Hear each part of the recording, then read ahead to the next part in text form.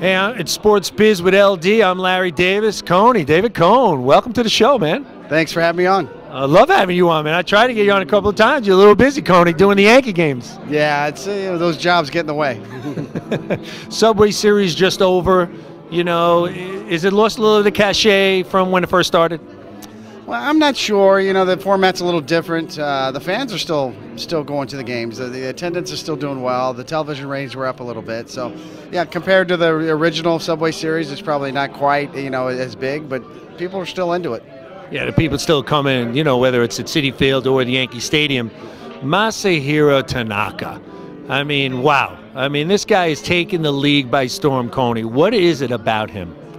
Well, he just knows what he's doing. He has great stuff, and that splitter is probably one of the best I've seen. But he's got other pitches to go with it as well. He's good curveball, good slider. His fastball, he can add to it when he needs to. When he gets into a jam, he seems to get tougher. So he's got all the makings to be a keeper for a long time. Right, he came in and the Yankees need him to be the #1 starter. Like they were saying before the year, he's a 3 or 4. He's not a 3 or 4. That guy's a 1 or 2, Coney, like you were. Yeah, he's definitely an ace. And, I understand the Yankees want to try to take pressure off him when he first came over, but now you look at it, Sabathia's on the disabled list. They've lost Ivan Nova, Michael Pineda, so you really need him to step up and be the ace along with Hiroki Kuroda.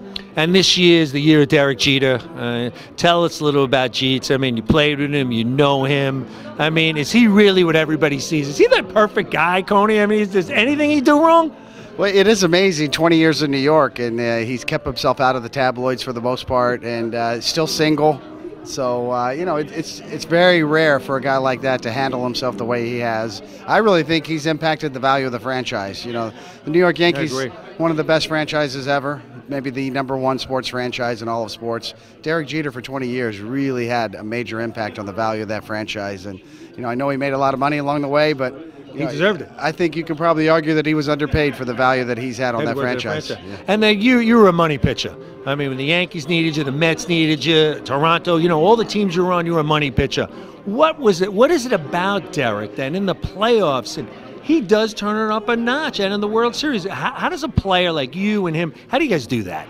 Well, Derek just doesn't get phased no matter what the moment is. He keeps his game the same. First pitch fastball, if it's there, he swings at it. He doesn't ever get out of his element.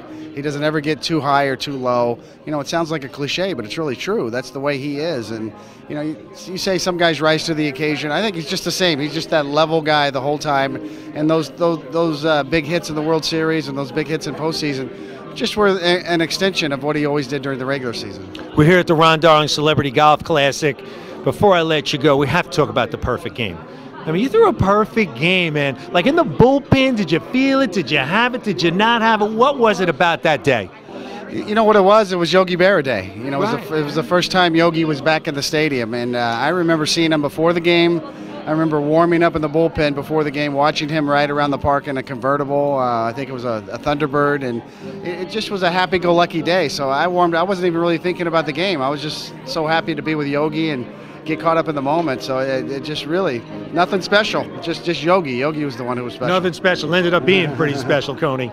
We're here at the Ron Darling Celebrity Golf Classic. Great for you to come. What's your relationship with Ronnie? You're here today. You always come out to support him.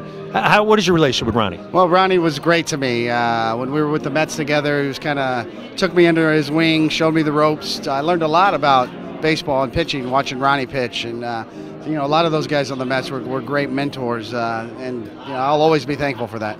That's David Cone. I'm Larry Davis, Sports Biz with LD.